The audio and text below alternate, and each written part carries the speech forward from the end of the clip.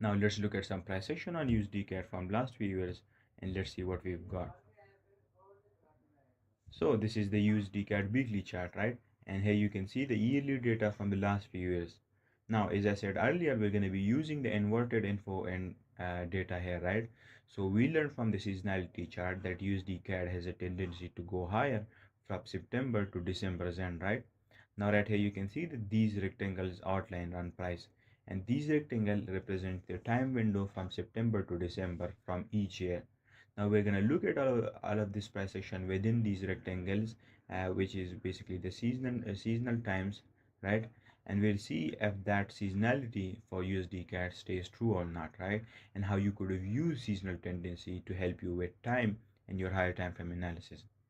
So first off, right here we've got this rectangle which represents the time window from September to December of 2009 outlined here, right? We learned that seasonally USD CAD has a tendency to go higher during this particular time. So now we'll see if that stays true and how often we go higher.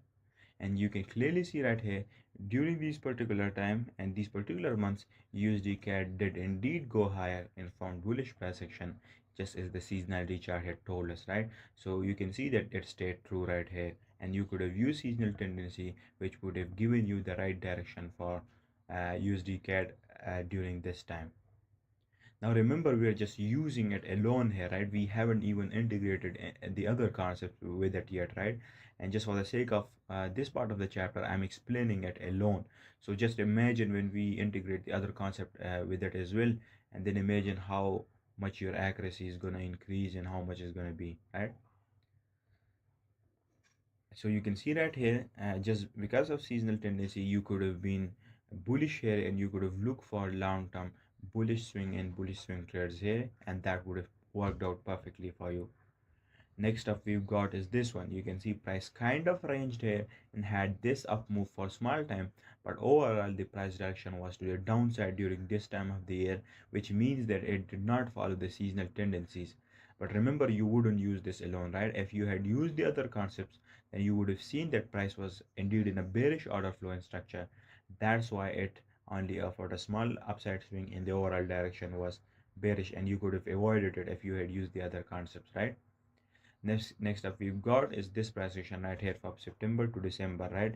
And you can see again price formed lower price action, which mean it did not follow the seasonality. But right here next year you can see that during this time window price went higher and formed higher prices and bullish price action, right? What you can also see right here is that at the start of the seasonal time window from September to December, we had a turtle soup, and after that turtle soup happened, we kept going higher, right? That initiated this expansion move higher. In the same manner, even next year from September to December, price followed the bullish seasonal tendency for this particular time for USD CAD and formed higher prices. Similarly, next year as well, we formed higher prices and had bullish price action, right?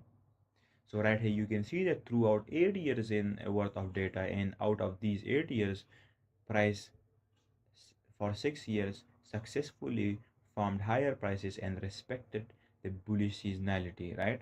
And followed the bullish seasonal tendency for USD CAD at these time windows, right? Now the two times it did not, you could have avoided it by integrating it with key levels, daily ranges, and so on, and that would have increased your accuracy even more.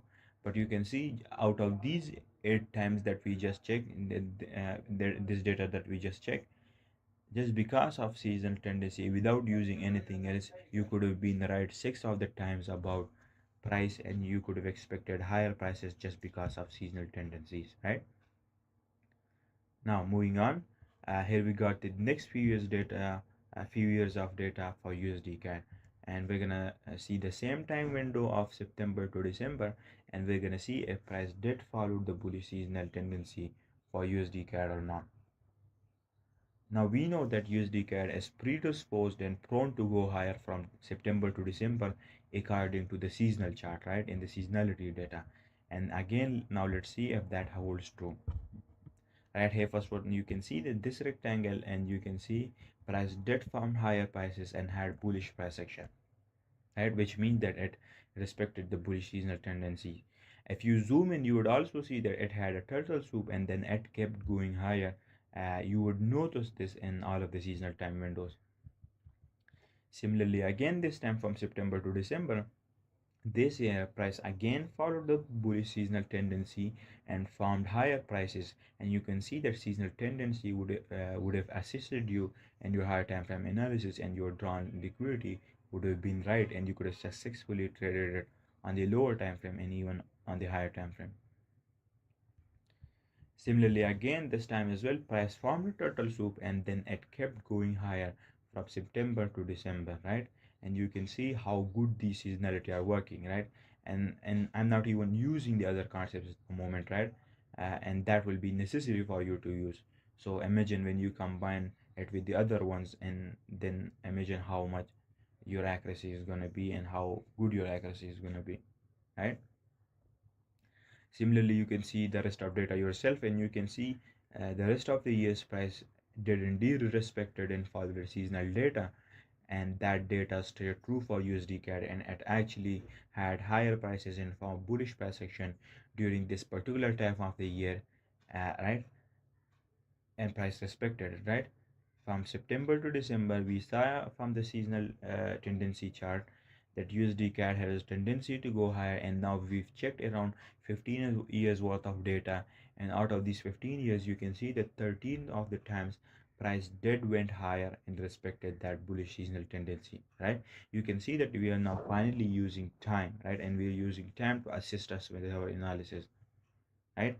And now at that time, you for now you can see that this is just for the higher time frame, but once we learn all of this, then I'm going to show you how you could do this even on the lower time frames in later levels of CPI, right?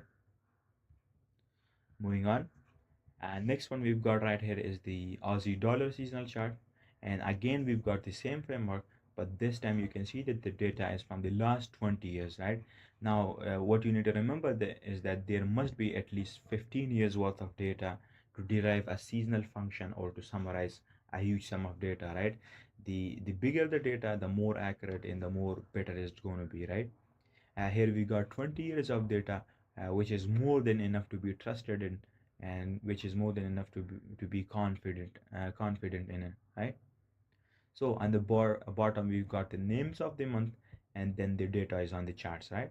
Right here, based on this 20 years of summarized data, you can see that the Aussie dollar has a tendency to go higher during the last 2 months of the year, right?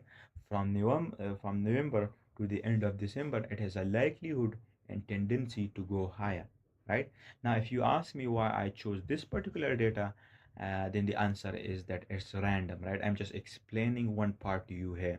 You can select and choose any data from the seasonal chart, and it'll work the same. For example, you can choose this data from April, and you could conclude that the Aussie dollar has a tendency to go higher during April, right? And if you backtest this, it will stay true for the most of the time, right? So don't think that it only works for specific times of the year. uh, but remember that it stays true for all over the year, right? You can choose any data from here, uh, and and and just for the sake of the explanation of the seasonal tendency, I've just chosen this data from November to the end of December, right? I've chosen this randomly. You can choose this. You can choose any data you want, right? Now let's look at some charts. So the from the seasonal tendency chart, we saw that the Aussie dollar has a tendency to go higher from November till December's end, right? So let's look at some data based off of that, and let's see if that holds true. So you can see these rectangles again, and these rectangles represent the data from November to the end of December each year for the last few years for the Aussie dollar, right? So let's see. First one right here, you can see that price did go higher and made bullish price action during this particular time, which means that it followed the bullish seasonality and respected it. Second one, again you can see that during this time price followed the bullish seasonality and found higher prices, right? One thing you need to remember is this data is not random at all, right? We are using 30 years worth of data to conclude all of this, right? And that is summarized proper data, right? Not just some random gimmick, right? So remember that price always follows a rhythmic sequence every time, and there's logic behind every move that price makes throughout the year, right? Now again this time, You can see inside this rectangle from November to December, price again formed higher prices and respected the bullish seasonal tendency. Similarly, the next 3 years as well, we only formed higher prices and bullish price action during this particular time, right? You can see how accurately this thing works, right? And I'm only using it alone here, and once we fully integrate it with the other stuff, it will completely change your perspective. Moving on to the next slide right here. Right here, we're going to discuss how we can use bearish seasonal tendencies in our analysis, right? We already discussed how to use the bullish ones, and now we're going to discuss the bearish ones here.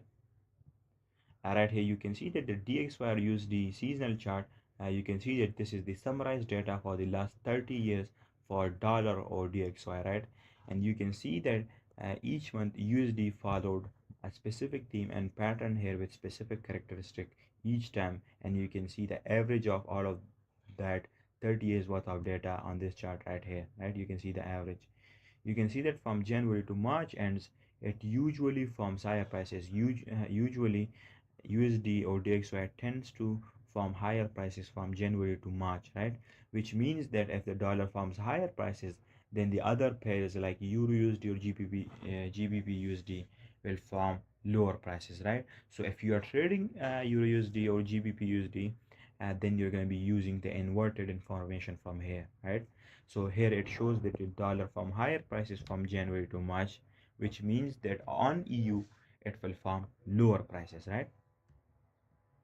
Now moving on, right here you can see this Euro USD weekly chart, right? And these rectangles represent the first 3 months of each year from January to March, right? And we're gonna check this data inside these rectangles, and we're gonna see if price does actually follows the bearish seasonality.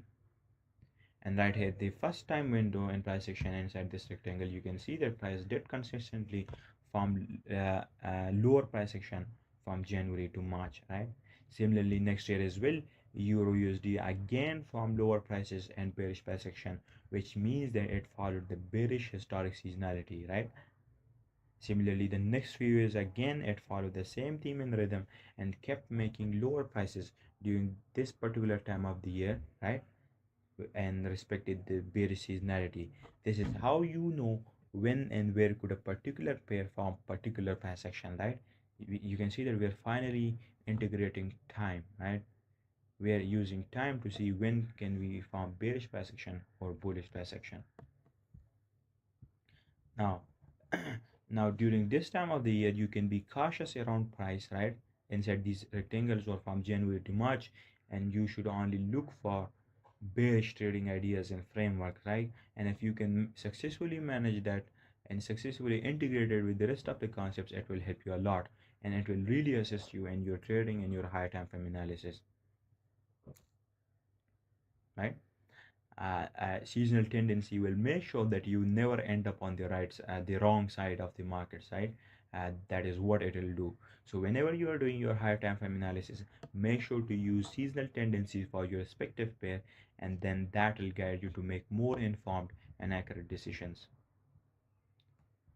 Now moving on to the next part of chapter, here we'll discuss how we can combine seasonal tendencies with the other concepts to make much more informed and accurate decision, and how we can actually incorporate them together to have a higher margin of accuracy and precision, right? So first one we've got right here is for bullish trading ideas, right?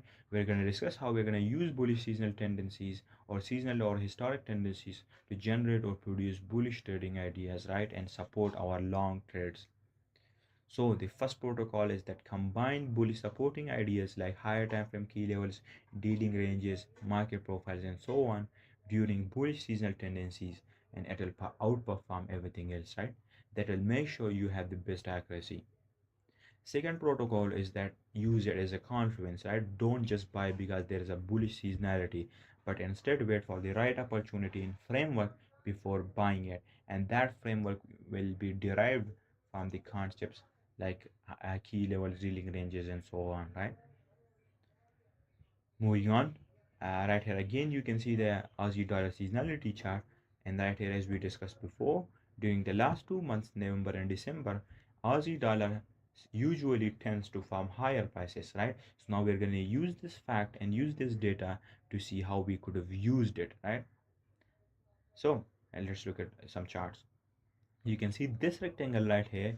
This rectangle represents the last 2 months of the year, from November to December's end, right? And we learned that the Aussie dollar has a tendency to form higher pricing during this particular time inside this rectangle. So let's see if we can combine any other trading ideas and concepts or bullish supporting trade ideas to form an idea or prediction here. Right here, first of all, you can see that we've got this key level in the form of this order block right here, right? And second of all, we've got these equal highs which could potentially act as a target for us, right? What you can also see about this order block is that it's in the discount extreme region of this dealing range, right? So we can use it to support the bullish trading idea, and we can expect price to react off of it. Let's see what price does. You can see price closed above, and not only it tested the key level in the form of this order block, but it also turtle swooped these lows and formed this new order block, right? Now remember, I'm just using simple logic here on a single time frame, right? I haven't even used the higher time frame analysis or the top down analysis, right? I'm just using a single time frame analysis, and still it has such a good accuracy, right? But and remember, when you're using it in your analysis, you're gonna make sure to integrate the top down analysis with it too, and integrate the monthly and the weekly analysis as well, right? Now let's see if price formed bullish prices during this particular time. Right here you can see that price indeed formed higher prices during this particular time and respected the bullish seasonal tendency, and we successfully managed to incorporate bullish trading ideas here, and it worked out for us, right? This is how you basically use bullish seasonal tendencies, right? With the other concepts. Moving on, next up we've got this another bullish seasonal tendency time for Aussie dollar, right? It's the same time from November to December's end, and we've got we know that during this particular time, Aussie dollar tends to be tends to have high tends to form higher prices and bullish price action. So let's see what happens. You can see if price form this new order block right here inside this bullish seasonal time, right?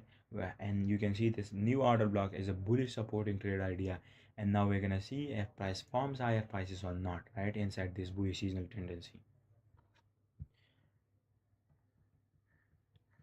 So you can see inside this whole time window, price did indeed respected the bullish seasonal tendency and the bullish trading ideas, and this order block worked and formed higher prices, right? Moving on, here we're going to discuss how to combine bearish seasonal tendencies with bearish supporting ideas and concepts like key levels, dealing ranges, and market profiles, and so on, right? And again, you would follow the same two protocols. So we've got this DXY seasonal chart again, and we're going to use this to see how we could find bearish trading ideas during bearish seasonal times of the year and combine it with bearish supporting ideas, right? And the other concepts. Right here you can see that from January to March, DXY tends to be bullish, which means that EURUSD is going to form lower prices at this time of the year, right? So let's see how how could we analyze it. You can see on EU we've got this rectangle which represents the time from January to March, right? And we can see that the price had a turtle swoop during this particular time, and then after that price did indeed respected the bearish seasonal tendency and formed lower prices and bearish price action. You can see that you could have used this bearish seasonal tendency, and you would have been on the right side of the markets, and you could have profited off of it, right? Again, another example right here, you can see that price from January to March formed lower prices after a turtle swoop, and it kept going lower to form bearish price action, right? If we had used bearish seasonal tendency, then we would have been right, and we would have been on the correct side of the market, right? And our accuracy and precision on the higher time frame would have been outstanding. This is how you use seasonal tendency to act as a confluence, as a major confluence in your whole high time frame analysis, how you can use it to gain a great deal of conviction in your analysis, right? First of all, we're going to discuss the time aspect for the higher time frame here, and then we're going to keep moving lower to the lower time frame and discuss the time aspect for all of the time frames, right? And then after going through level 3 and 4, you're going to have finally cracked the time aspect of the charts, and your whole perspective would be completely changed, right? You can not only use seasonality for higher or lower prices, but also you can use it as a filter as well, because you can see on the seasonal chart that certain times of the year price forms a range and a ranging profile, right? So you could use that data to be more cautious around price during this but that particular time of the year, and maybe even stay risk off, because you know the price is ranging and it's not forming any expansion anytime soon. So you could have a break there, right?